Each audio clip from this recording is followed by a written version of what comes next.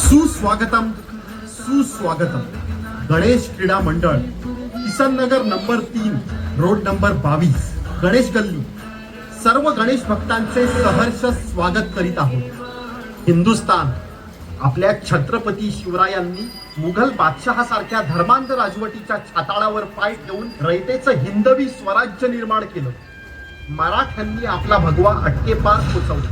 पुढे लोकमान्य टिळक, नेताजी सुभाषचंद्र बोस, स्वातंत्र्यवीर सावरकरांनी अत्याचारी इंग्रजांनाही देशातून पळवून लावलं. आपला भारत सुजलाम सुफलाम होता आहे आणि यापुढेही राहणार. पण या देशाला लागलेली सर्वात मोठी कीड म्हणजे दहशतवाद. होय, दहशतवाद. आणि या दहशतवादाला खतपाणी घालून त्याचं पालन पोषण करणारं आपलं शेजारी राष्ट्र पाकिस्तान. भारत स्वतंत्र झाल्यापासून या पाकड्यांच्या दहशतवादी कारवाया सुरूच आहेत. भारताने वेळोवेळी दहशतवादी कारवायांना जशास तसं उत्तर दिलं, तरीही कुत्र्याचं शेपूट वाकडं ते वाकडंच. पहलगाम आपल्या काश्मीरमधील मिनी स्वित्झर्लंड, निसर्ग सौंदर्याने नटलेले एक छानसं गाव, आपल्या पवित्र अशा अमरनाथ यात्रेचं आरंभस्थान. दिनांक 22 एप्रिल 2025 दुपारी 3च्या आसपासची वेळ असेल. साधारणतः 100 पर्यटक फिरत होते. कुणी निवांतपणे आपल्या माणसात गप्पांमध्ये रमलं होतं, तर कुणी वाफाळणाऱ्या चहा आणि मॅगी सोबत निसर्गाचा मनमुराद आनंद घेत होते. तेवढ्यात दुरून 4-5 जण धावत येताना दिसले. असेल कुणीतरी, लोकांनी फारसं लक्ष दिलं नाही. पण ते जवळ आले. त्यांच्या हातात AK-47 रायफल दिसू लागल्या. आता मात्र लोक घाबरले, पळण्याचा प्रयत्न करू लागले. रुको, कोई नहीं भागेगा. हमें जो चाहिए वो हम लेके ही रहेंगे. यहाँ पे हिंदू कौन है? मैं हिंदू साहब. जो कलम पढ़ेगा वही बचेगा.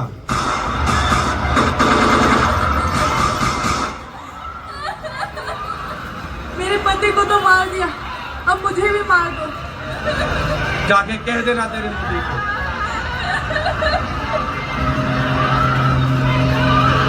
धर्म विचारून त्यांचा गोळीबार सुरू झाला. हिंदू रक्ताच्या थारोळ्यात पडले होते. कुणाच्या नवऱ्याच्या छातीत गोळी शिरली होती, तर कुणाच्या दिलाच्या डोक्यातून आरपार गोळी गेली होती. कुणाचा एकुलता एक मुलगा रक्ताच्या थारोळ्यात पडला होता, तर कुणाचा घरातला एकमेव करता पुरुष. काय चूक होती त्यांची? कुणी सुट्टी घालवण्यासाठी बायको मुलांना घेऊन आलं होतं, तर कुणी नवीन नवीन लग्न झालेलं जोडपं फिरायला आलं होतं. त्यांचा धड संसारही सुरू झाला नव्हता. तेवढ्यात या राक्षसांनी होत्याचं नव्हतं केलं.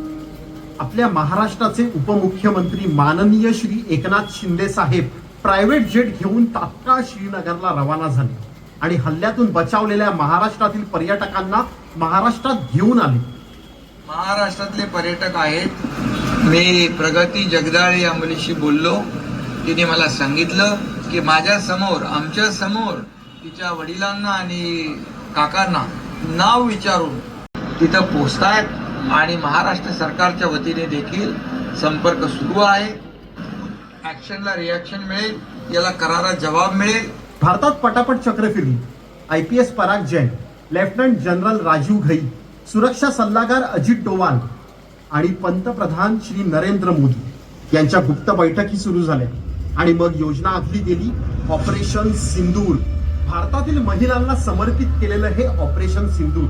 त्यामुळे अनेक भारतीय महिलांनीही यात महत्वाची भूमिका बजावली आहे. यात महत्वाचं नाव घ्यावं लागेल ते म्हणजे एक खऱ्या देशप्रेमी मुसलमान, कर्नल सोफिया कुरेशी आणि विंग कमांडर योमिका सिंग. ऑपरेशन सुरू करण्यापूर्वी श्री गणेशा केला ते भारतातून पाकिस्तानकडे वाहणाऱ्या सिंधू नदीचं पाणी रोखलं.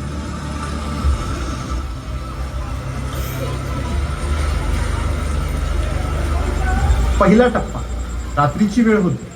भारतीय सेना पूर्ण तयारीनिशी उतरली होती. गुप्तचर विभागाने फोन टॅपिंग, मेसेजिंग यंत्रणांवरून दहशतवादी तळांची संपूर्ण माहिती घेतली होती. All teams be ready.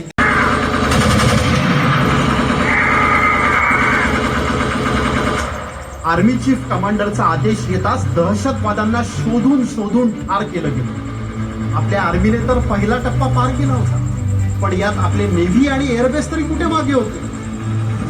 आपल्या 36 युद्धनौका आधीच पाकिस्तान नजीकच्या तटाजवळ घेऱ्या घालत होत्या.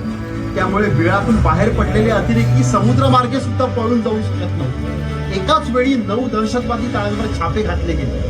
त्याच वेळी वेगवेगळ्या दहशतवादी ट्रेनिंग सेंटर्सवर पण भारतीय एअरबेसकडून ब्रह्मोस, आकाश सारख्या क्षेपणास्त्रांचा मारा सुरू झाला.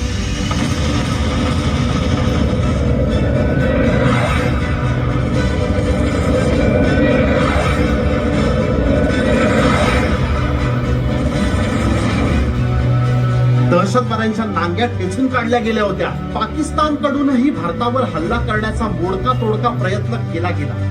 पाकिस्तानने वेस्टर्न बॉर्डर वरून 413 ड्रोन्स भारतावर सोडले, पण भारत आधीपासूनच अलर्ट मोडवर होता.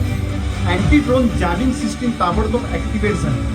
बरेचसे ड्रोन्स भरकटले आणि उरलेले आपल्या अँटी ड्रोन्स गनने खाली पाडले गेले. भारताने पाकिस्तानवर आर्मी, नेव्ही, एअरबेस सर्व बाजूंनी मात केली. या ऑपरेशन मध्ये जैश ए मोहम्मद संघटनेसारख्या 100हून अधिक दहशतवाद्यांचा खात्मा केला. आपल्या आकाश, ब्रह्मोस सारख्या क्षेपणास्त्रांनी अनेक दहशतवादी तळ उद्ध्वस्त केले. अतिरेकी घाबरले, पाकिस्तान मागे हटलं. अगदी पाकिस्तानच्या पंतप्रधानांनाही हात जोडून भारताची माफी मागावी लागली.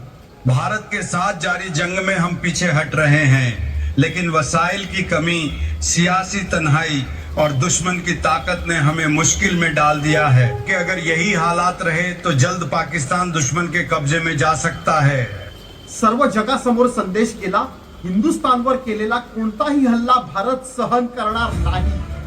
आता या गणराया चरणी प्रार्थना करूया. हे गणराया, या दहशतवादाचा समूळ नायनाट करण्याचं सामर्थ्य आम्हाला दे आणि तुझी कृपा दृष्टी नेहमी आमच्यावर राहू दे. गणपती बाप्पा, मंगल मूर्ती, छत्रपती शिवाजी महाराज की. रंगे की शान हमारा ईमान, हमने के मगर न झुकने दे कोई ना. जय बोलो वीर जवानों की, हवा में गूंजे आवाज हिंदुस्तान की. हर शहादत रंग लाएगी जरूर. जय हो पुरुष सिंधु.